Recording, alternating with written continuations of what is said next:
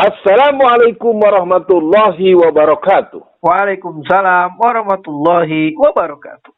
Pemirsa, kita jumpa di ruang tayang dibacain berita bersama Bung Kameramen dan Bung Alfian.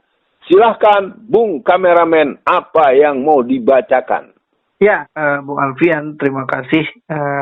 Ini berita terkait Bung Alfian yang sudah beberapa tahun belakangan ini berada di medan perang politik di Jawa Tengah, Bung Alfian, tepatnya di Solo. Nah, Bung Alfian, ini tapi sekarang mungkin tidak bicara politik secara langsung lah ya, tapi ini menurut saya perlu dibahas karena ada berita yang menarik. Polisi gagalkan pengiriman ratusan anjing ke Solo untuk dikonsumsi. Nah, itu berita yang pertama, Bung Alfian.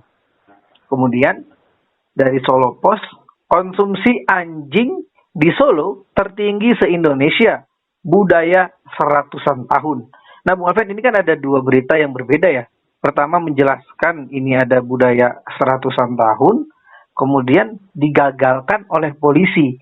Artinya kalau digagalkan polisi berarti aparat merasa itu adalah bukan hal yang baik, Bung Alfian. Nah, ini Bung Alfian, respon awalnya bagaimana, Bung Alfian? Ya, ada beberapa situasi yang saya tahu. Para pencinta lingkungan, para orang-orang yang terlibat dalam LSM perlindungan binatang, itu sempat berdemonstrasi ke DPRD Kota Solo. Nah, apa yang terjadi? Dia malah dibully oleh tokoh atau fraksi dari partai the ruling party itu. Kenapa? Karena dia adalah pemilik rumah makan dan warung-warung anjing dan babi di Sentaro Solo. Jadi artinya biar diketahui bahwa memang di Solo ini adalah pemasok daging anjing dan daging babi nomor 2 terbesar secara nasional. Jadi artinya memang kalau menurut saya ratusan anjing yang tertahan itu tidak pada batas penolakan. Ini persoalan serius karena akhirnya 80% masyarakat Solo yang Muslim itu dikalahkan oleh kebijakan orang-orang yang sebetulnya juga secara agama Muslim, tapi karena mereka la ilmaniyah, karena mereka orang-orang yang sangat khufi, sangat dangkal keagamaannya, ya akhirnya pembenaran itu ya berdasarkan keuntungan cuan, keuntungan materi yang karena memang bisa dibayangkan Bung Kameramen kalau sebagai pemasok anjing dan babi terbesar nomor 2 di Indonesia itu kan berarti dari situ berapa jumlah nominal yang akan didapat bagi orang yang punya otoritas penuh di bidang itu, gitu Bung Kameramen.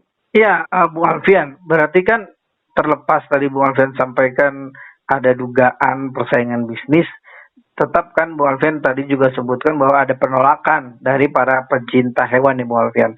Nah, ini kan berarti secara tidak langsung lebih banyak lah sebetulnya yang tidak setuju daging anjing itu dikonsumsi. Terlepas tadi Bung Alfian juga sampaikan 80% orang Solo itu adalah Islam.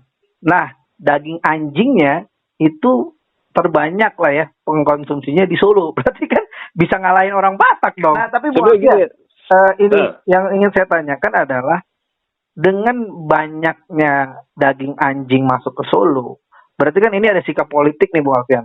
Apakah mungkin ini atas restu Gibran akhirnya banyak anjing atau daging anjing yang bisa masuk ke Solo harus dapat restu Gibran? Itu gimana Bung Alfian? Kalau saya lihat Gibran nggak sampai levelnya ke sana deh kalau menurut saya. Dia nggak pernah berani ketemu dengan tokoh-tokoh Islam.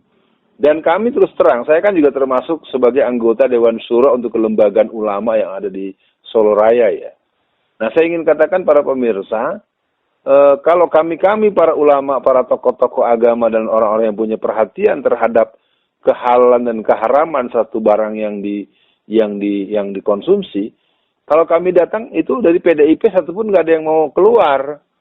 Akibatnya kami hanya bertemu dengan PKS yang jumlahnya cuma cucrit. Karena kan 80% DPRD di seluruh kota dan kabupaten di Jawa Tengah itu rata-rata 60-80% kan isinya PDIP.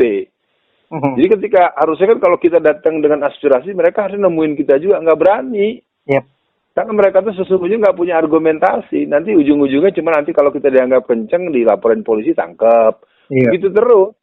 Ya saya harus terbuka ya pada seluruh masyarakat yang menyimak ya. Dan mudah-mudahan juga Bung Kameramen nggak usah di-cut gitu. Karena ini nggak sehat. Ya karena orang aspirasi datang, betulan resmi pakai surat, audiensi. Nah ketika kita datang dengan aspirasi yang sudah nggak ada yang satu pun yang keluar. Jadi akhirnya terus terang. Kalau saya beberapa kali sempat hadir ya di ke DPRD Kota Solo, ya nggak ada suasana orang-orang yang teraspirasi, nggak ada. Yang ada mereka hanya ke kampung-kampung, menjaga konstituen.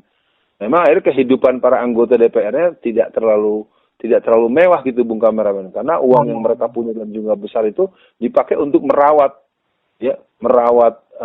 pemihakan.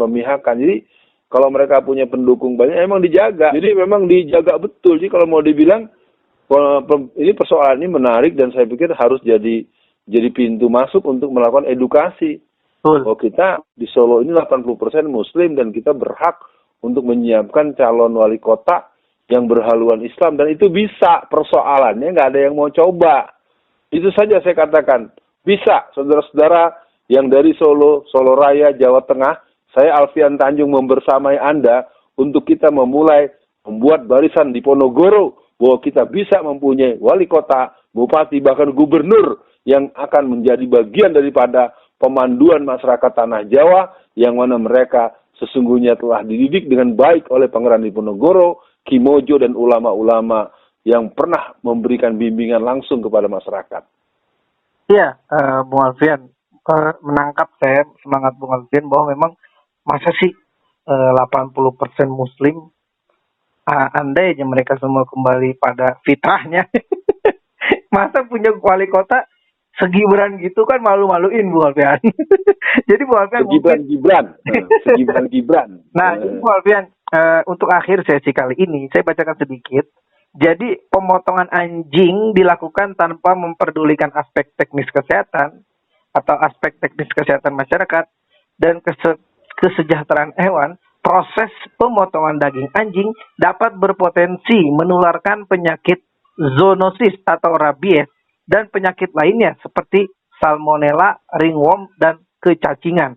Jadi mungkin untuk akhir sesi kali ini, mungkin nggak sih, bukan mungkin ya, apa yang Bung Alfian dengar lah ya dari masyarakat asli Solo yang Muslim tentang solusi daging anjing ini Bung Alfian. Kenapa? Karena saya khawatir mereka yang sekarang masih Muslim dan suka daging anjing, saya khawatir dia awalnya terjebak Bung Alfian.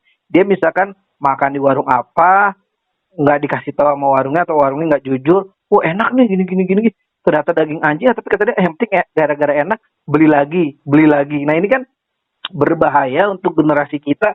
Saya khawatir mereka kelakuannya jadi kayak anjing ngedengar ke atas mulu. Untuk closingnya silakan. Ya betul, bukan kalau saya ada beberapa faktor. Yang pertama sikap apolitis ya, karena di sini kan sebetulnya orang-orang yang banyak yang pintar dan banyak mereka tuh jadi apolitis, apalagi kelompok-kelompok gerakan Islam yang dalam jangka panjang ini kan nggak doyan dengan yang katanya partai politik, yang katanya demokrasi gitu ya katanya. Ya, artinya kalau buat saya begitu. Jadi intinya kalau dinyatakan seperti begitu, ya masyarakat ini sebenarnya belum tahu bahwa di Solo ini adalah daerah yang pemasok anjing terbesar nomor 2. Ya karena memang mereka cenderung menghindar. Jadi mental konfrontasi, mental bertarung tuh nggak ada, Bung Kameron kalau boleh saya bilang. Betul. Jadi ngalang-ngalang, minggir-minggir gitu aja. Jadi pengetahuan pun akhirnya mereka dapat juga baca koran, nonton berita, nggak tahu juga sehari-harinya. Kalau boleh dibilang ya nafsi-nafsi, ojo gitu, ojo ganggu-ganggu, ojo campur-campur urusan orang, kan gitu artinya.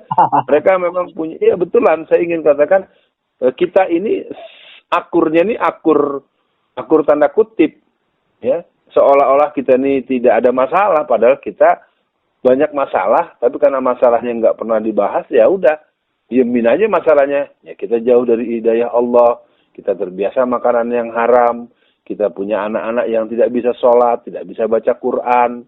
Saya terus terang, kalau boleh saya buka, kenapa? Di Solo ini ada 220 sekolah umum. Dan itu tidak ada yang garap. Mana pelajar Islam Indonesia? Sampai pengurus saja mengundurkan diri, terus terang saja. Ketuanya mengundurkan diri, coba bayangin PI. Ayo yang PI se-Indonesia ini coba saya ingin katakan. Bagaimana seorang ketua pengurus PDPI mengundurkan diri? Mana kekuatan kadernya kan? Intinya kembali ke kita dengan tadi pertanyaan seperti itu Bung Kameramen, bahwasanya memang ini harus mulai digelorakan pengajian politik, pengajian sosial, fikih sosial, dan juga tapi terus terang memang sejak 2015, 2019 saya ingin katakan kesadaran politik kolektif di masyarakat Jawa Tengah cukup baik, dan insya Allah pemilu kali ini teman-teman dari PKS, teman-teman dari Partai Umat, teman-teman dari P3, karena di bawah ini di grassroots mereka nih ada kelompok-kelompok Islam, dan P3 di Kota Solo, P3 di Solo Raya itu mendukung Anies. Mereka deklarasi besar-besaran. Mantap. Terus terang saja Bung Kameramen, biar pemirsa juga tahu. Jadi kami ini keluarga besar, saya yang pernah di P3 selama 35 tahun pun jadi tempat mereka bertanya, ini gimana Bang? Gimana Ustadz? Ya iyalah, kita di bawah ini gambarnya Ka'bah, masa gambar Palu Arit, saya bilang. Ya kita gambarnya Ka'bah. Orang berka'bah itu pasti Allah. Allah itu pasti akan kembali istimewa ulama. Jadi terus terang, pemirsa, Anies Rashid Baswedan, nomor 1 aja, insya Allah akan dimenangkan Allah. Yang jelas kita jangan sombong, jangan takabur, jangan merasa rumongso. Yang jelas untuk Solo, dari Solo untuk Indonesia, dan Solo akan kembali mengembalikan orang Solo untuk kembali pulang ke Solo, agar orang Solo yang lain yang memimpin Jakarta atau orang Solo memimpin Solo saja dulu. Sekian Bung Kameramen dan pemirsa. Assalamualaikum warahmatullahi wabarakatuh.